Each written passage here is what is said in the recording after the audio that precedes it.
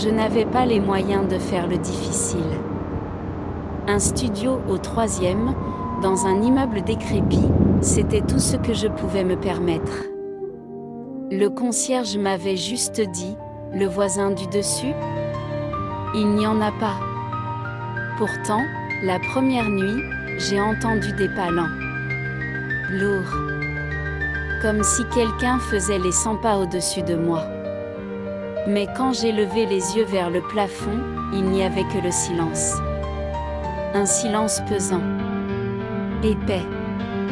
J'ai cru à une canalisation. Un rat. Je me suis couchée.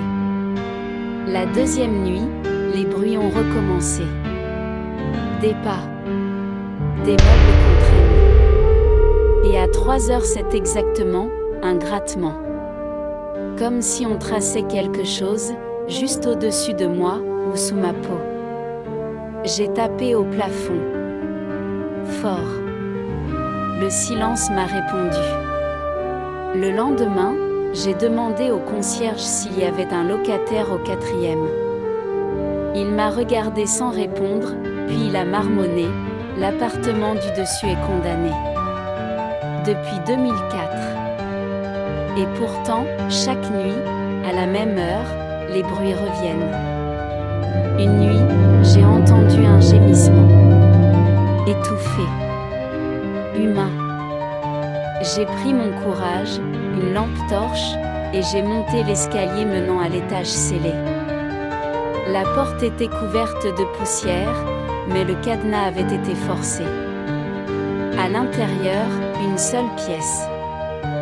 Vide. Sauf ce matelas au sol. Moisi. Et ces mots gravés au mur, encore frais, arrête de faire du bruit en bas. J'ai couru. Redescendu. Claqué la porte. Mais quelque chose m'attendait dans le miroir de la salle de bain. Mon reflet avait le regard fixe. Il ne bougeait pas comme moi. Il m'observait. Il m'a souri. Et il a murmuré, sans que mes lèvres ne bougent, « Tu habites au-dessus, maintenant. » Je n'aurais jamais dû prendre cette chambre. J'étais épuisée. Un voyage imprévu, une route bloquée par un glissement de terrain. Et cet hôtel. Hôtel éternel, disait le néon rougeâtre qui clignotait au-dessus de l'entrée. J'ai cru à une blague de mauvais goût. À l'intérieur, tout semblait figé dans une autre époque. L'odeur de renfermé, les tapis râpés, les murs jaunis. Et surtout, ce réceptionniste. Il ne m'a pas dit un mot. Il m'a simplement tendu une clé rouillée avec un numéro gravé à la main, 304. Le couloir du 3e étage était étrange. Plus je marchais, plus il semblait s'allonger. La lumière vacillait au-dessus de ma tête, et les murs chuchotaient dans mon dos. Mais je me persuadais que c'était juste la fatigue. La porte de la chambre 304 était entr'ouverte. À l'intérieur, tout semblait d'un autre temps. Le lit grinçait, les rideaux étaient si épais qu'ils bloquaient la lumière, et un vieux téléphone à cadran reposait sur la table de chevet. J'ai refermé la porte derrière moi, à clé, comme si ça allait changer quelque chose. Cette nuit-là, je me suis réveillée à 3h04. L'heure exacte. Le téléphone a sonné une première fois. Quand j'ai décroché, il n'y avait que ma propre respiration, amplifiée, comme si je m'écoutais, de l'autre côté du fil. Puis j'ai vu mon reflet dans le miroir. Il ne me regardait pas. Il regardait derrière moi, il y avait quelqu'un. Ou quelque chose. Une silhouette pâle, aux yeux noirs, qui me fixait sans cligner, figée au pied du lit. Je n'ai pas crié. J'étais paralysée. La chose a souri, un sourire qui n'était pas humain. Lent. Étiré. Froid. Quand j'ai ouvert les yeux de nouveau, il faisait jour. Le téléphone était cassé. La chambre était vide. Je suis descendue en courant, mais tout le rez-de-chaussée avait disparu. Chaque porte que j'ouvrais me ramenait à la chambre 304. J'ai tenté de briser la fenêtre. Elle ne menait sur rien. Le monde au dehors n'existait plus. L'hôtel m'avait absorbé. Je ne sais pas combien de temps j'ai erré là-dedans. Les jours ne passent pas ici. La lumière ne change pas. Et personne ne vient. Si vous trouvez cette cassette ou ce message, n'entrez jamais dans la chambre 304. Ne posez même pas la question. Tournez les talons. Partez.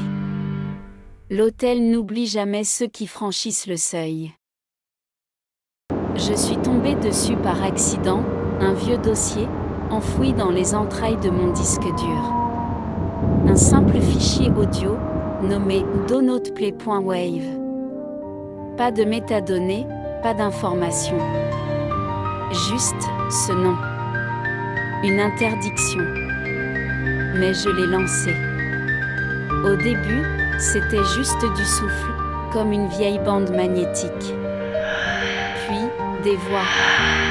Multiples. Superposées. Elles murmuraient quelque chose d'indéchiffrable. Comme une prière étrangère, inversée, hurlée à voix basse. Je pensais à une farce. Un enregistrement oublié d'un projet de sound design. Mais alors, mon écran s'est figé. Et derrière moi, j'ai entendu mon propre nom, chuchoté dans une voix que je ne reconnaissais pas. Mais qui savait, exactement, comment le prononcer. Je me suis levée. Le son ne venait plus de l'ordinateur. Il venait de toute la pièce. Mes enceintes, mon téléphone, ma télé, même mon vieux lecteur MP3 s'était rallumé. Tous émettaient la même fréquence, la même voix, je l'ai supprimée. Vider la corbeille. Reformater le disque. Mais il est revenu. Chaque nuit. Toujours plus fort. Et les voix se rapprochaient. Un soir, j'ai tout débranché. Tout. Mais le son était dans ma tête. Une fréquence grave, profonde, comme un grondement lointain, accompagné de mots que je ne comprenais pas encore.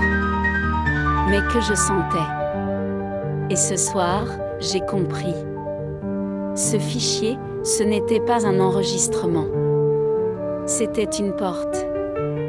Une fréquence trop ancienne pour être humaine. Un appel. Et maintenant que je l'ai entendu, je ne peux plus ne pas l'entendre.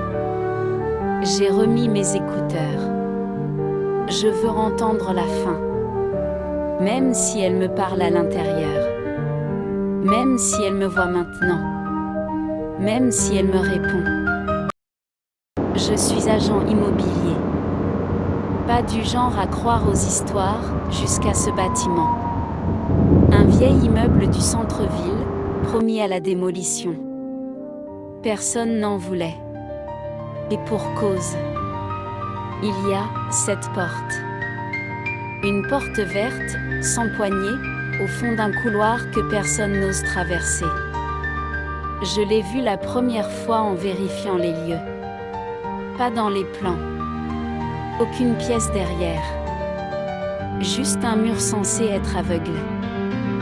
Mais la porte était là. Et elle semblait me regarder. Le lendemain, j'ai rêvé d'elle. Ou plutôt, j'ai rêvé que j'étais de l'autre côté. J'ai entendu des bruits, des grattements, des chuchotements. Qui m'appelaient par mon prénom. J'ai voulu ignorer. Mais la nuit suivante, la porte était encore là. Dans mes rêves. Et surtout, ouverte. Je suis revenue. Je devais comprendre. J'ai marché dans le couloir, chaque pas plus lourd que le précédent. Et là, devant elle, j'ai tendu la main. Elle s'est ouverte. Toute seule. Un froid glacial m'a traversé le corps. La pièce était vide, mais, tordue, impossible. Comme si elle n'obéissait pas aux lois de la réalité. Et dans le coin, il y avait quelqu'un.